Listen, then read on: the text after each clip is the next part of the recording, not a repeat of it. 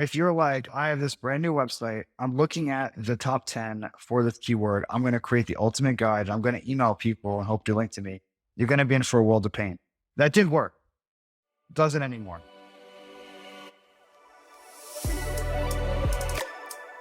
All right. Hello, everyone, and welcome to the BuzzStream podcast. My name is Vince Nero. I'm the Director of Content Marketing here at BuzzStream, and it is my honor and privilege to welcome Brian Dean, Skyscraper man himself, the founder of, you might know him from Backlinko, now the co-founder and CEO of Exploding Topics. Brian, it's a big honor to have you here. Welcome to the BuzzStream podcast.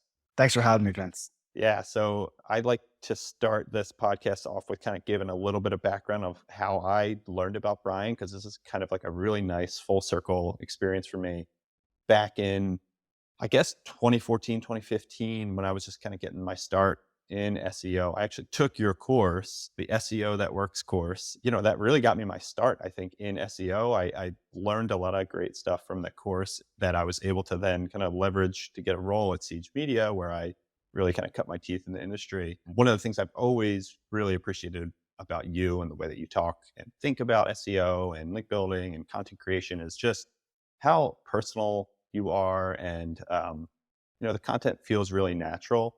And it doesn't seem, although you write a lot about, ranking factors, or have written a lot about ranking factors and things that, Google likes, and you also cover a lot of these things naturally and push for people to kind of just write naturally. Yeah, pretty much.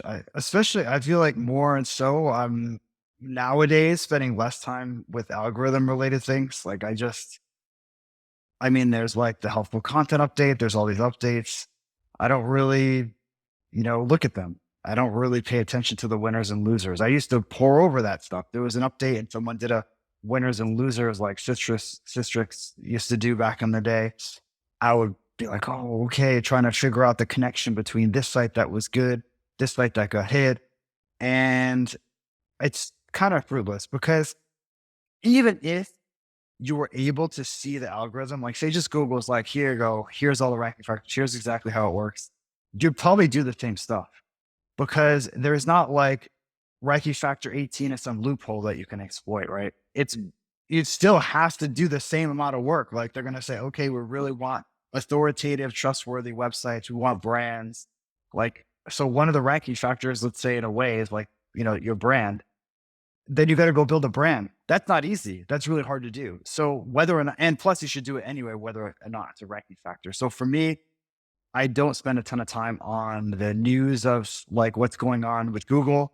And I feel like my approach is basically create the best content for the user and build an authoritative brand, and the rest sort of takes care of itself. One of the big things I think with Google these days, at least for me, coming into this role at BuzzStream, and I'm, really, really hyper focused on people talking about building links and how people build links these days. And do links matter? Do links not matter? I know recently Google has said something along the lines of links not being one of the main ranking factors. I'm really curious just kind of where you stand with the idea of link building. Is link building a ranking factor? Let's start there. Well, yeah, links are an important ranking factor for sure. And I think Google for many years has wanted to get away from them, because they are easy to spam.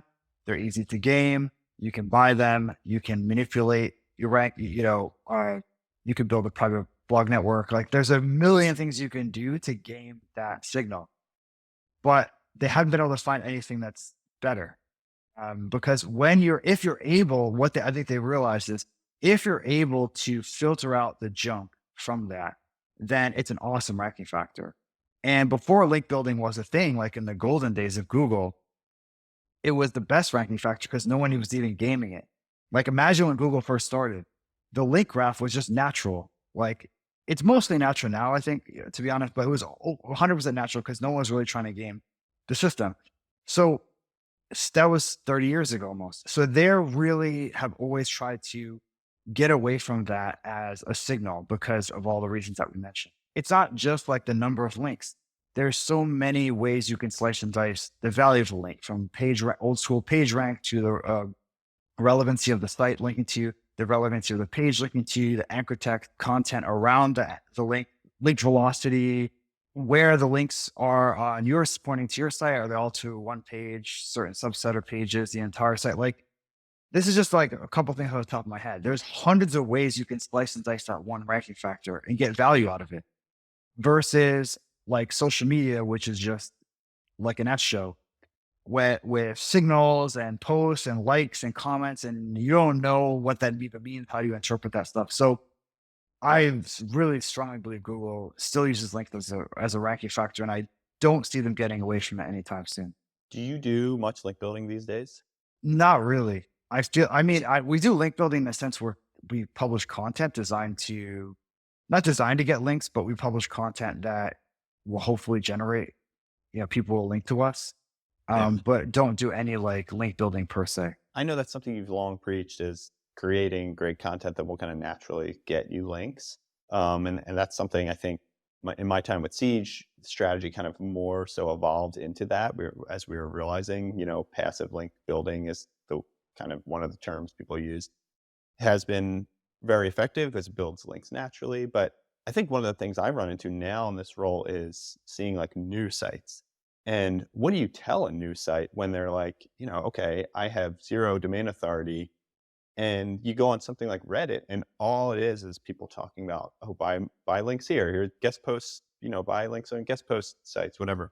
I struggle with what to tell people, especially when they're saying like, hey, should I just be buying links? It's way easier for me to buy links. Where do you stand on buying links? Like, what would you tell someone? Yeah, I mean, I always discourage people from buying links. I've never been a fan of that. I've never really done it, except back in the day during the pre-Penguin, like, wacky days where everyone's buying links. But since then, I never really bought links. And the reason was two reasons. One is that you can get caught, and people do get caught with manual penalties all the time for doing it. Also, if you can just buy a link from a site, then anyone can. So those domains tend to get degraded over time if they aren't already. So what happens is a lot of times they're like, no gambling, crypto, CBD, blah, blah, blah, to make it seem kind of legit. And then they eventually allow like a borderline one, and then it's a free for all. And then your link is all of a sudden goes from like, oh, this is really nice link to like on a spammy site with a bad neighborhoods, as they used to call it. So so for those reasons, I thought the upside wasn't really worth it. It's kind of like uh, making money. It's easier to rob someone that's walking down the street than it is to like build a business or work hard. So it doesn't, just because it's easier doesn't mean it's better. With Exploring Topics, when we first launched, we got tons of links before we even had a blog because people were linking to our tool because it was useful in that way. That's just one of many examples. You can also do a PR campaign. You can have a story. Like one of the things we did in the early days for Exploring Topics, like to give you ideas of things we did when we had no authority, was my co-founder, Josh. I actually bought the original version of Exploring Topics from him, which was an acquisition, a small scale acquisition, but still an acquisition. So for him, he went on all these indie hacker podcasts and websites like indiehackers.com. He was on Andrew Warner's show. He was on the Product Hunt podcast, and he had no one knew who this guy was, but he pitched them and said, "Hey, my name's Josh. I built this thing. It got acquired like, I don't know, 4 months later. And I'm here to tell my story of how I did it." So he was able to get links, not buying them, not paying for them, not guest posting, being creative. And I think there's still a world of opportunity there if you don't have any authority yet. So I know John Mueller has said in a kind of now infamous tweet in the digital PR space that he really liked the things coming out of digital PR. And you mentioned thinking about link building from that context, like having a great story and really leaning into something like that. I really do believe that at this point, digital PR is something that is like universal for most brands and like something that really can be used at almost any level, whether or not you're just starting out.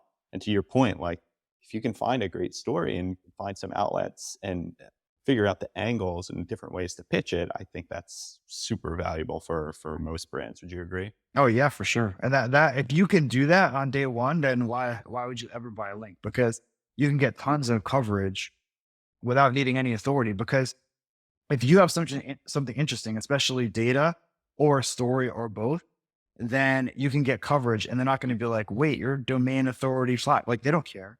A news outlet doesn't care. So they'll link to you. So I've done PR and I've had success with it, but it's not like I'm like some ninja where on day one can do a launch. But if I could, I would do that because it's faster. But yeah, if you don't have any experience with PR and you want to try it, do it. And then that's the best way, obviously, to get experience. Otherwise, building some tool is really helpful, or telling a story of how you achieve something with your company, or in your life. Because there are podcasts, Vince, as you know, as you're running one now, that they need guests. Like a lot of these podcasts are weekly and they don't just want to have recycle the same guests either. So if you can come in and say, hey, you've never heard of me, but I got a story to tell. And I know your listeners are going to find value in this. And that's a tactic you can use to just get those first couple links. And usually from there, the world is your oyster. Yeah, kind of these cumulative gains that you can kind of stack on top of one another. I really like that approach. I want to kind of back up to something that I mentioned in the very beginning, and this is one of the phrases that you had coined. The skyscraper technique, has become ubiquitous in the SEO community. Is this still something that is done? Do you think it's still relevant? I would say kind of. Not the way it was originally written in 2013, 11 years ago. Because like Gary Vee said, marketers ruin everything. So that is no exception. So yeah, it's if you're like, I have this brand new website, I'm looking at the top 10 for this keyword, I'm going to create the ultimate guide, I'm going to email people and hope to link to me. You're going to be in for a world of pain. That did work. Doesn't anymore. So that's actually why I wrote on the Backlinko blog this Skyscraper Technique 2.0 post, which was kind of a more refined version of the original, which was really focused on search intent and finding out what people want. And sometimes searchers want an ultimate guide. Sometimes searchers don't want an ultimate guide. They want something shorter. Sometimes they want a list post. Sometimes they want whatever. And the better you can match that, the better you're going to perform, rather than trying to create some mega guide, 8,000 word monster just for the sake of doing it. So it's a little bit more nuanced because it's much easier to say, okay, everything is 2,000 words. I'm going to create 4,000. Like everyone can kind of understand that and implement it. It's harder to be like, okay, I'm looking at the top 10 for business trends. It's McKinsey, Deloitte. How can we create something that's similar to these that has like a lot of the same beats, a lot of the same structure, but is objectively better without just making it twice the size? And that requires like a kind of like x-ray into the searcher's mind. And anyway, if you want to learn more about that, I have a whole post in the Backlinko blog called Skyscraper Technique 2.0. You can read about that. But yeah, the OG version, I mean, it still has value in that sense. Like that's a good way, I think, still to approach content rather than starting from scratch. If you have a topic, rather than just being like, how should I write this? Should it be a list? Should it be blah, blah, blah? Just look at what's already ranking. That gives you at least a clue of what searchers want and then going with the flow. Yeah, I like that. I mean, that seems to be the approach that Google is pushing these days too, is just, matching search intent and not necessarily just rewarding content for the sake of it being super long. I think there's been some, maybe, I don't want to say it as far as like spurious correlations, but like there's been enough data out there that has shown typically longer posts have ranked better. So people think you have to always do a super long post in order to rank better. To your point, like that might not always be the case. It might just be because they're hitting more keywords. It might just be that is matching what the search intent is, not necessarily one equals the other. So one thing we didn't talk about here, which I know that you have done a lot of in the past, at least with Backlinko, and Exploding Topics itself is heavy in data, but is this idea of doing data studies. I know you did a ton with Backlinko and kind of using those and promoting those as like a link building tactic. What are some tips that you have for people that maybe want to go into thinking that tactic is something that, would work for their brands? Yeah, the first thing would be you should have a budget for this. It's very expensive to run these studies. Even the simplest ones are pricey because to do them right, you need to have a data analyst do it. Like you can't, unless you have that experience yourself, you need a Python coder, and then you need to actually run the data, find it. So you hire someone, they actually do the analysis, and then you need to like put all the data together into charts and graphs and visuals, and then write it up and then promote it. So it's sort of a huge process. In fact, I created an entire course around this called back in the day called Get Press Every Month, which was a way to just scale these up because I did figure out how to scale them. And you can find a version of that on this in the SEMrush Academy. So when they bought back Linko, they took that course and modified it and put it on there for free. So you can check it out now if you want to learn more about it. But yeah, my number one piece of advice would be like, this is not a cheap tactic. It's expensive. Even the cheapest one I ever did, I think, was a B2B blog analysis. So what we did is we looked at B2B blogs, and I forgot how many, a couple hundred. And I literally had someone manually look to see, like the average post length, whether they allowed comments, whether they had social sharing links. And the idea of this wasn't to correlate anything. It was just to see like the state of B2B blogs and see how many had like a pop-up, how many had a lead gen form, things like that. And that was the simplest thing you could possibly do. And that was still like a couple thousand. So, and some of mine have cost like, $15,000, $20,000 to do. So they could be really expensive if you're running massive data sets. Now, some of these were like, you know, we had to set up our own stuff in it, doing millions of results. The other thing would be to find a partner if you can. So that's something I learned later on. I was kind of like, why we building custom scrapers to go out into the world to do this stuff when you could just email like BuzzSumo in one of our cases and just be like, you have this data sitting around. Do you mind just like partnering up with us? Or Pitchbox was another one that we teamed up with. You have all this data like on your open rates. If you could just make it anonymous and correlate it together into big chunky data and send it over. And that was a game changer because that made everything easier. A little harder if you're first starting out because then you're going to cold email like BuzzStream, for example, and say, hey, Vince, what's your average open rate for an hour? Like, okay, so then I'm probably not going to want to partner with you. But if you have some authority and you want to do these like a little bit more streamlined, that having a data partner can definitely help. Yeah, tell me a little bit more about that because that's really interesting, and I think that's something that a lot of customers and just you know maybe say mid to large brands, mid to large size sites can really take advantage of. How would you go about choosing a co-marketing partner? There's two ways that we did it. One was beginning with the study in mind. So say we wanted to get an idea of one of the most successful we did was with BuzzSumo, which was um, content marketing, like success factors, basically. So, what correlated with content getting more social shares and more links? That's basically what we looked at. And it was like, who has the best data on this? Well, BuzzSumo, right? Because they have an index of like millions and millions of pieces of content and they track links and social shares on every single one. For some others, I had relationships with the tool, either the co-founder or someone there, and I would think, if we could partner, what would they, provide that would be helpful to do a study?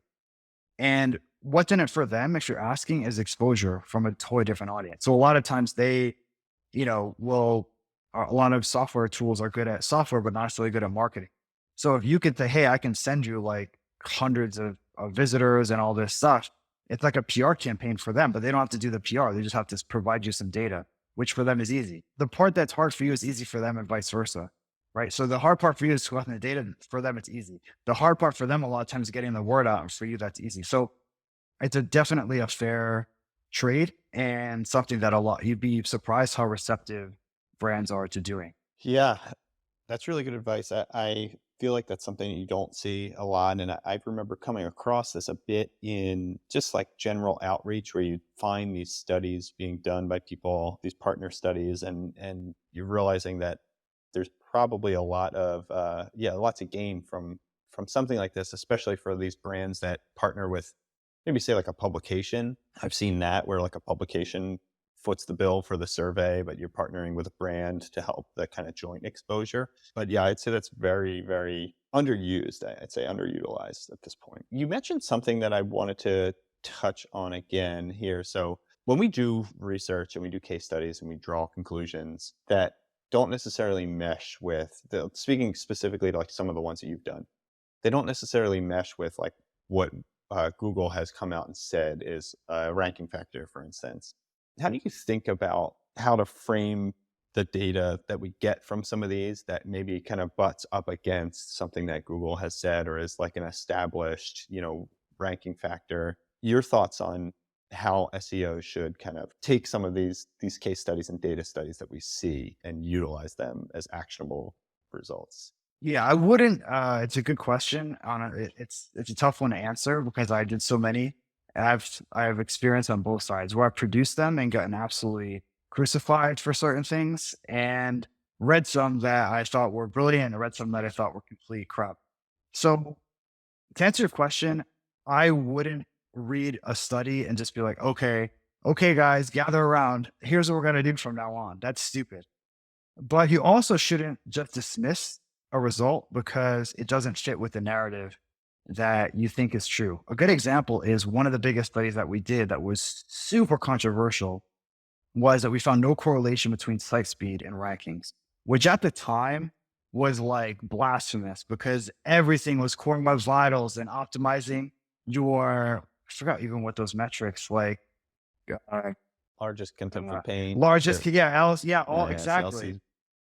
Uh, yeah, cumulative layout shift and stuff. Like, I Yep. mean, people were obsessing over these metrics, and we found they basically didn't really like. We didn't look at those core web files specifically, but just in general, site speed didn't correlate with rankings. And people were like, "This is like crazy. This is like." Some people said it was dangerous to share this stuff, and come to find out, it's not really an important ranking factor. And Google has even said since then it's not an important ranking factor, and they're actually going to get rid of core web vitals. So there really weren't. And then I did another study, which was a case study, because people were like, "Well, you only looked at this because we only looked at the site in general, not the specific page," Mhm. which was due to the limitations of millions of data points. It was easier to look at the site's loading speed, but I didn't think that was a huge deal because usually if a site loads pretty consistently across the site, it's not like one page is super slow and one is fast for the most part. And then I did a case study where I took a post from Backlinko that was loading really slowly because it had these big images and it wasn't really optimized. And I had a developer go in and just like clean up the code, like do basically take it from a WordPress page to like an old school HTML page. So it loaded super fast. And I forgot exactly the difference in loading speed, but it was dramatic. And rankings were exactly the same. So people freaked out on that because then they said, well, that's only one example. Like that there's not enough data there. It's only one case study. So, which is true. But for me, that has more value than a statement from Google because it's actually showing like it's an experiment. It's not perfect, but it's at least an experiment. And again, this is to draw conclusions from it. And even with my original study that found site speed wasn't a ranking factor, it's not like, oh, you should make your site load slowly on purpose, but it's showing that maybe it's not that big deal that people are making it out to be. And it turned out to be right. It was just there's a lagging indicator because Google took so long to come out and basically confirm that it's not really an important ranking signal. And then, but if you just looked at the SERPs at the time and even now, there wasn't a big correlation between it. Like there were sites that were super slow that loaded, that ranked well, and there were sites that were fast that didn't rank. Like it was one of those things that had no correlation. So anyway, my point is that especially nowadays, I definitely wouldn't even pay too much attention to these studies because it's stuff you should be like at the end of the day, what are you going to do for differently? You need to build links, you need to create your content, you need to have a fast loading website, not necessarily due to SEO, just in general. Yeah, to kind of circle back to like one of the original things that I liked about your content, it was like it seemed like the messaging was like, dude, just use common sense, It's like, Yeah.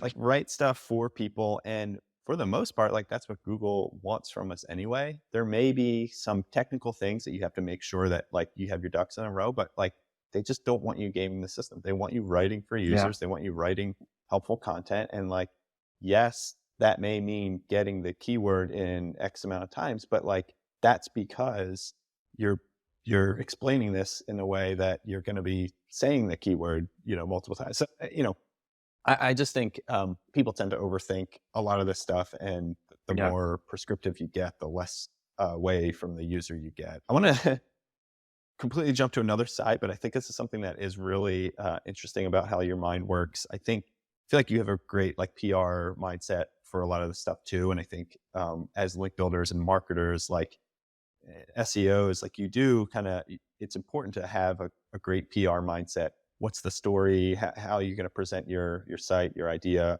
what have you? And one of the things that kind of jumped to my mind was this idea of kind of taking like big swings. So you would create these great pieces of content, these great big studies.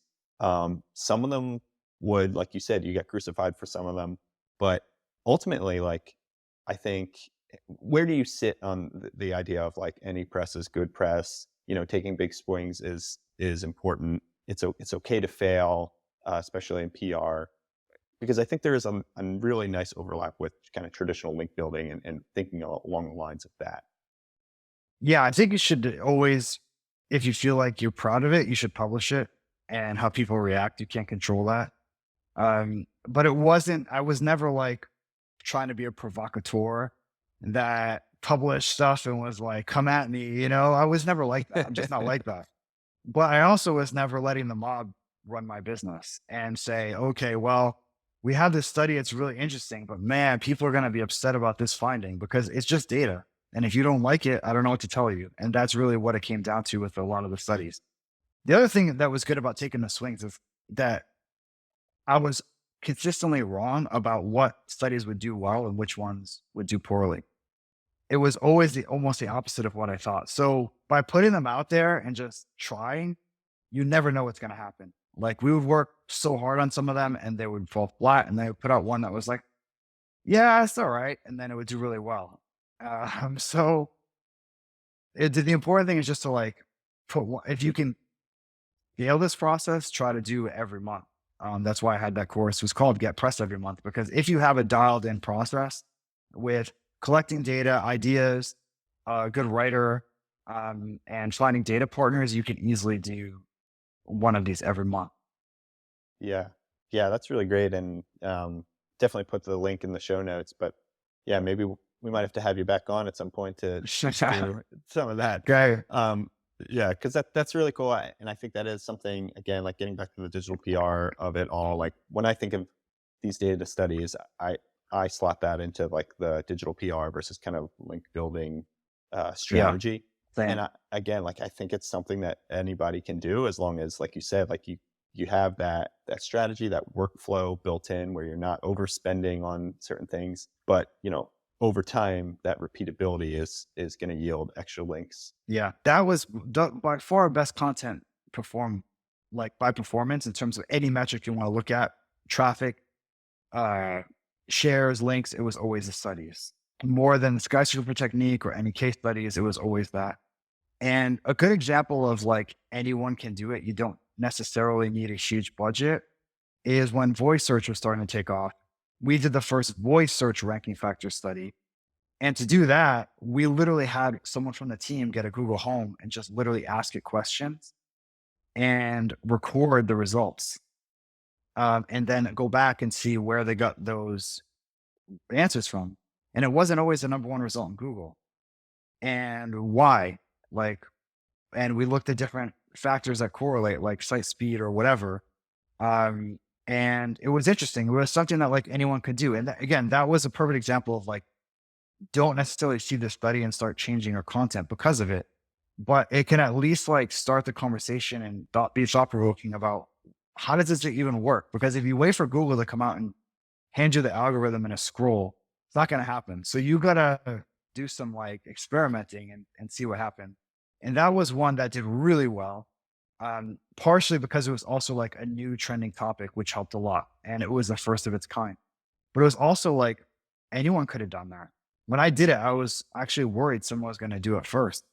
And I kind of underestimated how lazy people are with content. They're never going to record. I think it was 1,000, ask Google Home 1,000 questions and record the answers and figure out, like, no one's ever going to do that.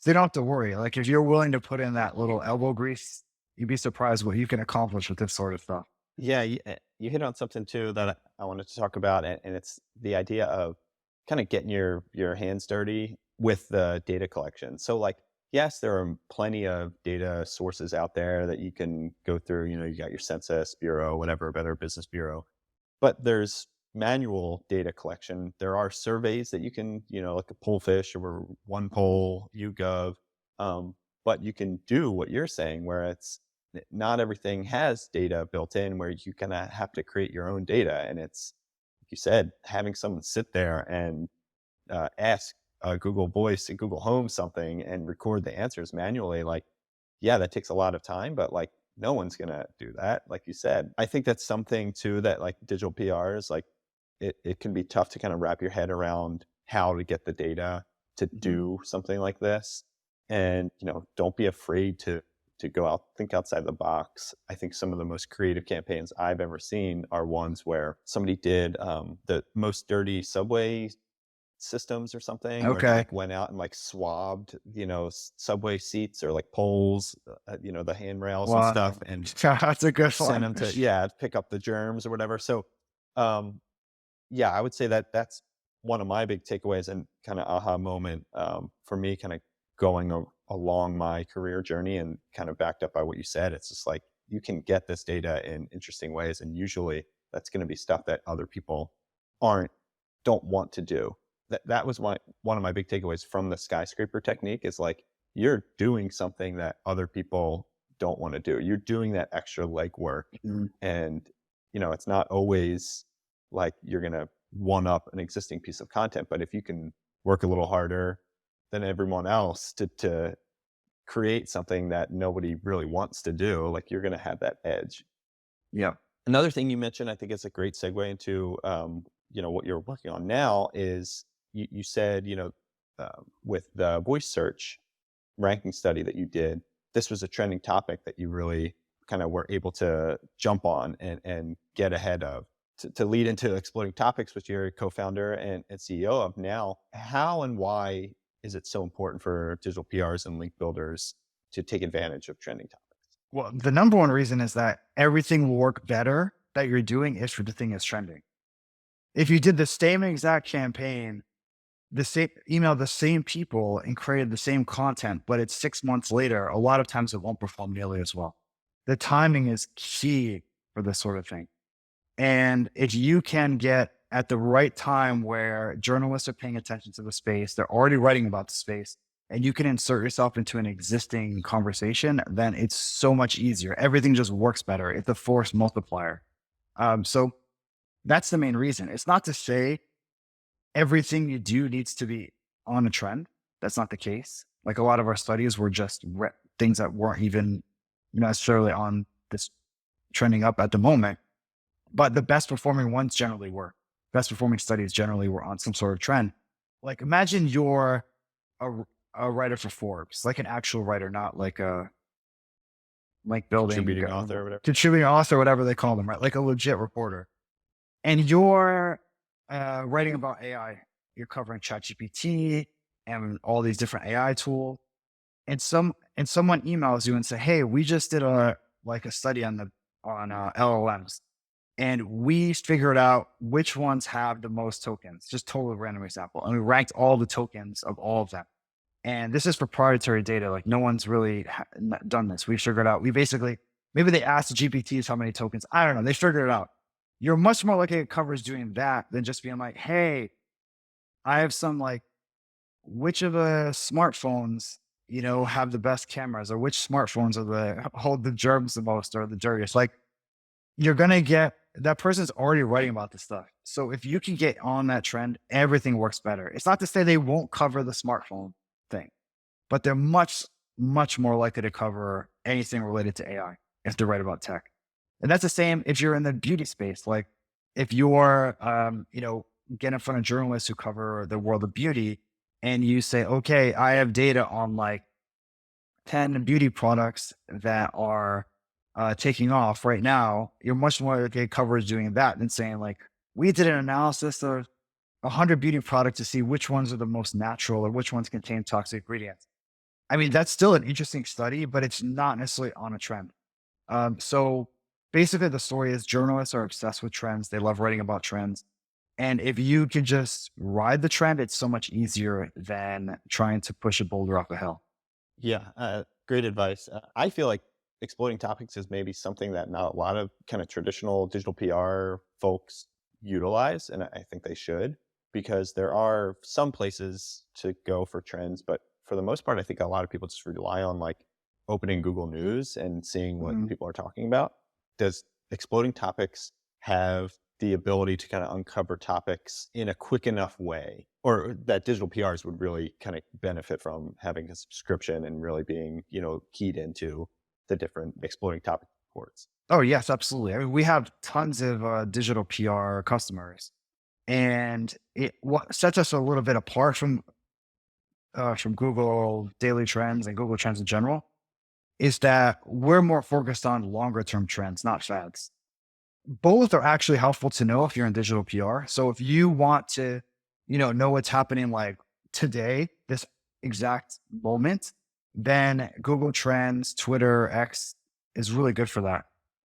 But if you want to know like trending things that are trending now that are a little bit under the radar, but are really going to take off in 6 months, then that's really what our specialty is. So they're kind of different ways of looking at trends. Like I always say, Google Trends should be Google Fads because it's really just like the news of the day. It's like some celebrity saying, some political thing, right? That's not really a trend. Like by the time you would create a study on that or something, it would be old news versus an actual trend like generative AI. That's a trend that's likely not going to go away in 6 months. It's probably only going to be bigger. So that's really what differentiates us. So that way, if you are in digital PR, you can feel confident that if you just discover a trend today, you can create multiple campaigns around it before it sort of starts to dip down.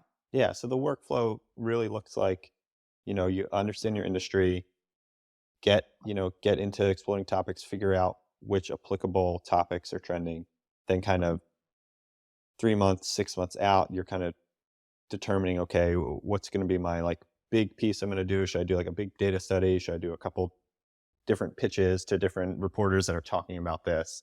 And then kind of just using exploring topics as your kind of guideposts, you could say, like to set your calendar to. I really like that.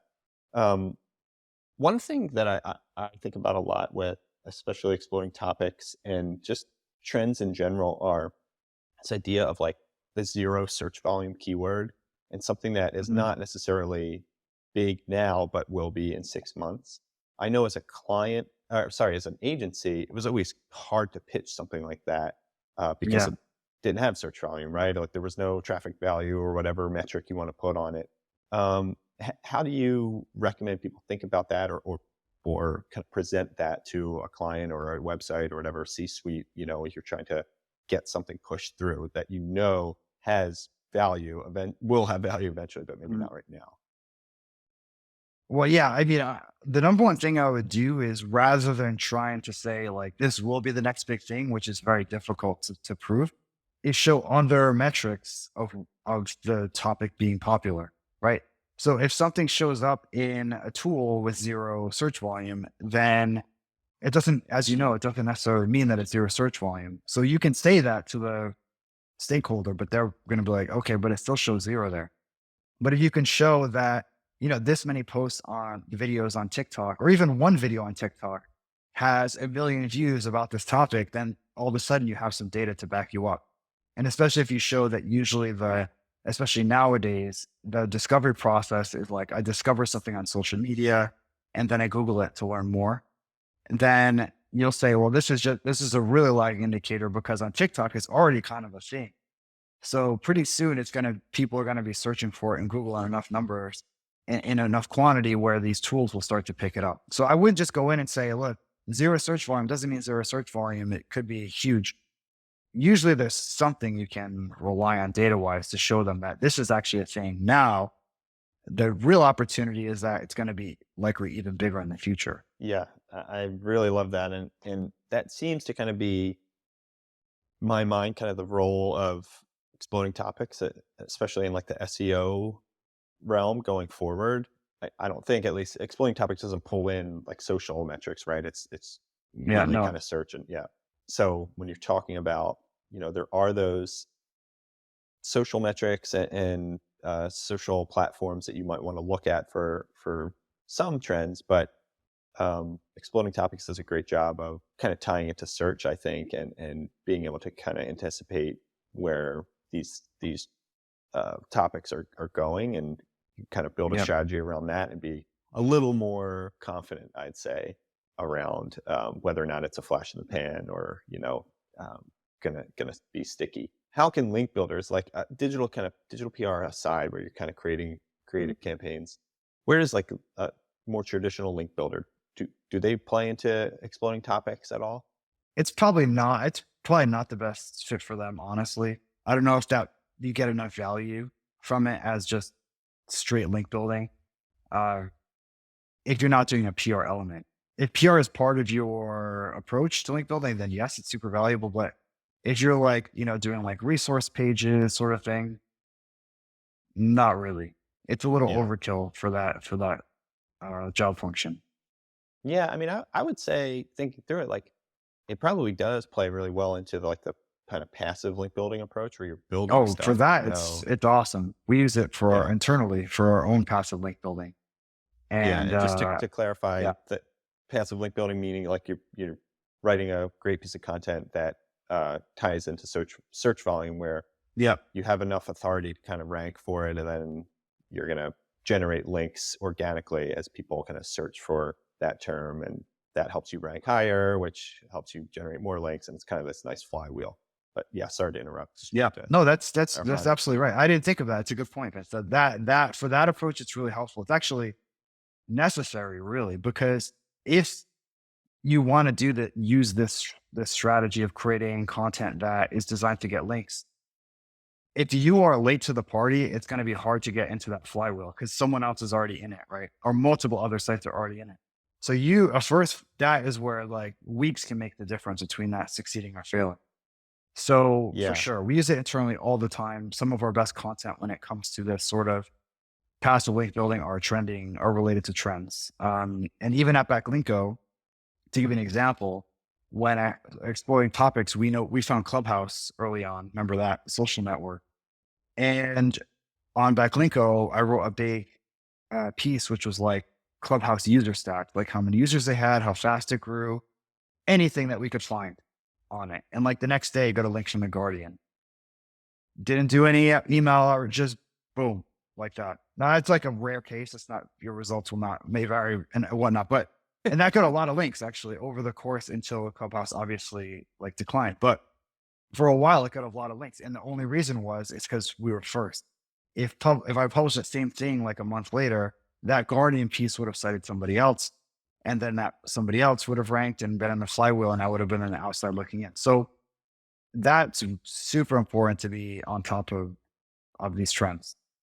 yeah, and I think if you can create kind of like a shareable asset that goes along with this, a linkable asset, maybe it is a study, maybe interesting graphics or Yeah, whatever. I think that then increases that value tenfold, because then it becomes something that you can kind of jumpstart that link building process, get the yeah, flywheel kind of moving more quickly.